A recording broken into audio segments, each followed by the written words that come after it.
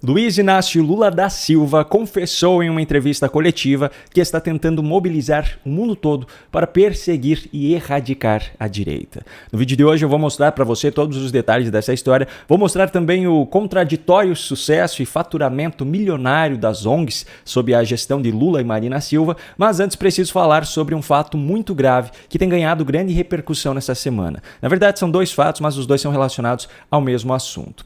Segundo uma pesquisa realizada pela Fintech Clave, 30% dos brasileiros com contas em bancos, dentro da amostra de 5 mil pessoas analisadas por esse estudo, já pegaram empréstimos de dinheiro nos últimos 12 meses para usar em sites de apostas e jogos de azar. A análise foi feita através do banco de dados da própria empresa e de informações obtidas por meio do Open Finance, que compilou as informações de forma anônima. A partir disso, foram analisados os extratos dos correntistas e identificados os pagamentos feitos para os CNPJs de empresas desse segmento. Outro dado alarmante diz respeito aos beneficiários do Bolsa Família. Segundo o Banco Central, só no mês de agosto de 2024, os beneficiários desse programa assistencial do governo gastaram 3 bilhões de reais em sites de apostas. Nesse valor, inclusive, não estão sendo considerados os pagamentos feitos com cartão de crédito ou débito, então o total deve ser ainda maior. Veja a gravidade dessa situação. Nós estamos falando de pessoas que, pelo menos teoricamente, dependem desse auxílio para sobreviver. Então esse valor gasto em apostas faz com que outras coisas faltem dentro de casa, coisas essenciais. Bom, apesar de impactante, esses fatos não são surpreendentes, porque existe uma lógica por trás disso. Eu vou levantar aqui 4 razões que, na minha opinião, estão por trás desse comportamento. Não são as únicas, mas, ao meu ver, são as principais. A primeira delas é um problema cultural que uma grande parcela da população brasileira tem de viver no limite da sua renda, ou até mesmo extrapolando o limite, fazendo uso de cartões de crédito, empréstimos, etc. E isso é uma consequência da falta de educação financeira. O modelo de educação que é seguido no Brasil é o grande culpado por essa realidade. A filosofia de Paulo Freire moldou a educação brasileira nas últimas décadas. E Paulo Freire era socialista, comunista e todos os outros istas da ideologia da esquerda. O cidadão brasileiro não aprende na escola, nem no ensino superior, a empreender. E por empreender eu não me refiro apenas à abertura de empresas, novos negócios. Não, eu me refiro a empreender em relação à própria vida. Eu me refiro à consciência de que é preciso fazer sobrar dinheiro para ter uma reserva financeira para situações imprevistas e também para investir, para fazer com que o seu dinheiro trabalhe para você e, ao longo prazo, se tornar independente financeiramente. Poder trabalhar apenas por vontade própria e não mais por necessidade. O nosso modelo de educação ensina apenas a sobreviver. Eu também não acho que esse modelo tenha sido implantado de forma não intencional. Esse modelo de educação se encaixa perfeitamente naquilo que os políticos de esquerda precisam para chegar no poder. A segunda razão, no meu ponto de vista, é o modelo assistencialista dos governos de esquerda, porque esses programas assistencialistas, como é o caso do Bolsa Família, por trás das suas narrativas, têm como real objetivo a manutenção da dependência financeira dos seus beneficiários. A lógica por trás disso é muito simples. Esses governos de esquerda, para chegarem ao poder, precisam de uma população com baixas condições financeiras, dependente do governo, para que as suas narrativas sejam vendidas. Se um governo de esquerda incentiva os cidadãos a prosperarem financeiramente e se tornarem independentes, a esquerda perde votos. O próprio Lula já admitiu isso em um evento interno do PT no ano passado. Quem vota majoritariamente no PT são pessoas que ganham até 2 salários mínimos. Um metalúrgico de São Bernardo que ganha 8 mil reais já não quer mais votar na gente. Pega a pesquisa e vocês percebem que quem ganha acima de 5 salários mínimos já tem dificuldade de votar na gente. A terceira razão, no meu ponto de vista, é a cultura da ostentação que tomou conta das redes sociais. Ao contrário do que dizem os que querem regular a internet, as redes sociais não criaram o discurso de ódio, as mentiras, etc. As redes sociais são apenas um reflexo daquilo que é a sociedade. Elas apenas aumentaram a velocidade com a qual as informações, verdadeiras ou falsas, se propagam. E assim como a exibição da riqueza, de sucesso, vende na sociedade como um todo, ela vende também na internet, só que de forma mais acelerada. E E aí você pega as novas gerações, que naturalmente já estão mais ansiosas, mais aceleradas, e expõe para elas um mundo de riqueza, de bens materiais, de viagens, de corpos perfeitos. Só que esse não é o mundo real. Essa é a máscara que essas pessoas usam para aparecer na internet. O resultado dessa exposição é que a grande massa da população passa a tratar como regra aquilo que era a exceção. É como se agora o jovem que chegou aos 30 anos e ainda não é milionário fosse um fracassado, o que definitivamente não é verdade. Só que essa ilusão é a oportunidade de ouro para as casas de aposta e os jogos de azar que oferecem essa ideia enganosa de que ali o usuário ganhará muito dinheiro e de forma muito rápida. E a quarta razão, na minha opinião, é a má índole de uma grande parcela de influenciadores que anunciam esses sites e esses aplicativos.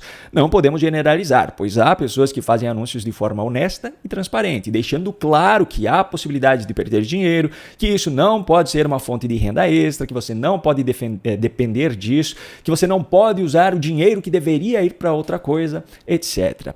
Mas existe uma parcela de influenciadores que, mesmo tendo plena consciência de como funcionam esses sites e esses jogos, vendem a ilusão de que os seus seguidores ganharão muito dinheiro de forma segura. Um exemplo disso? Felipe Neto. Ele tinha a Blaze como principal patrocinadora do seu canal e anunciava mostrando vídeos manipulados para passar a ideia de que espontaneamente ele entrou ali e teve um grande ganho. Inacreditável! Os R$100 viraram R$1.243, tá? Mesmo depois que começaram a aparecer denúncias, ele continuou insistindo que era seguro e que se houvesse fraude por trás disso, ele alertaria os seus espectadores e só foi parar de denunciar depois que o escândalo já tinha tomado grandes proporções. Agora, depois que Deolane Bezerra foi presa, nessa semana teve o caso do Gustavo Lima, que foi muito discutido e questionado por juristas. Enfim, agora que o cerco está se fechando, Felipe Neto se mostra arrependido e quer conscientizar o seu público. Eu divulguei casa de aposta. Eu vou corrigir o meu erro, dedicando o dobro da energia e dedicando o dobro daquilo que ganhei para conseguir corrigir o meu erro. Porque eu sei que hoje foi o maior erro da minha vida. Esse arrependimento tem um motivo muito simples. Ele está morrendo de medo de ser preso. E, francamente, de que adianta conscientizar o povo agora? O dinheiro que os seguidores perderam não volta mais. Agora eu quero saber de você que está assistindo a esse vídeo. Você concorda com essas 4 razões que eu apontei? Você acha que há outras coisas por trás disso? Me conta aqui nos comentários. Enquanto você responde, eu já trago o próximo assunto, que também se trata de uma grande quantia de dinheiro indo pelo ralo. Só no ano de 2024, sob a gestão de Marina Silva como ministra do Meio Ambiente no governo Lula, as ONGs já faturaram mais de 315 milhões de reais. Essas informações foram apresentadas pela coluna do Cláudio Humberto no Diário do Poder, que as extraiu do Portal da Transparência. Para que você tenha uma ideia da dimensão disso, a soma do dinheiro que foi destinado aos órgãos do próprio governo, como o IBAMA, a FUNAI e a Embrapa, é de 157,5 milhões de reais. As ONGs receberam mais do que o dobro desse valor. O valor que o governo Lula destinou a elas é maior também do que o que foi destinado a organismos internacionais, como o ONU e OIT, que somam 219,4 milhões de reais. Ainda segundo a matéria, a ONG que mais recebeu repasses do governo foi a Fundação Espírito Santense de Tecnologia, que recebeu 16,5 milhões. Esse valor é maior que o que foi repassado para a prefeitura que mais recebeu recursos do governo no mesmo período, que foi a de Imperatriz, no Maranhão, com um total de 14,1 milhões de reais. Não é à toa que, mesmo com inúmeros recordes de incêndios sendo quebrados no governo Lula, as campanhas para salvar a Amazônia e outras áreas desapareceram, não é mesmo? E por falar em Lula, eu também tenho algo que foi dito por ele para mostrar nesse vídeo, como eu prometi lá no começo, mas antes eu quero apenas lembrar você que aqui na descrição você encontra o link para acessar o e-book 7 estratégias para vencer debates com militantes de esquerda, onde eu compartilho as minhas principais estratégias para argumentar, tanto em debates em público, quanto nas discussões sobre política no dia a dia. Agora sim.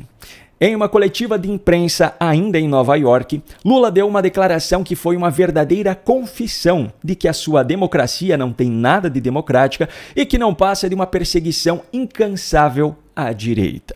Ao comentar sobre a reunião que ele e Pedro Sánchez, da Espanha, convocaram para discutir sobre a democracia, ele falou isso aqui. Eu também tive a oportunidade de, junto com o Pedro Sánchez da Espanha, convocar uma reunião com alguns presidentes que nós consideramos democratas, não convidamos todos porque era uma coisa muito precipitada, para a gente discutir a revitalização da democracia. o surgimento da extrema-direita, sabe, esse extremismo que nós estamos vendo, sabe, com suporte muito grande na indústria do fake news que está monetizado, tem gente ficando rico com a quantidade de mentiras, com a quantidade de leviandades. Eu chamei os democratas para a gente discutir, ou seja, onde é que a democracia errou?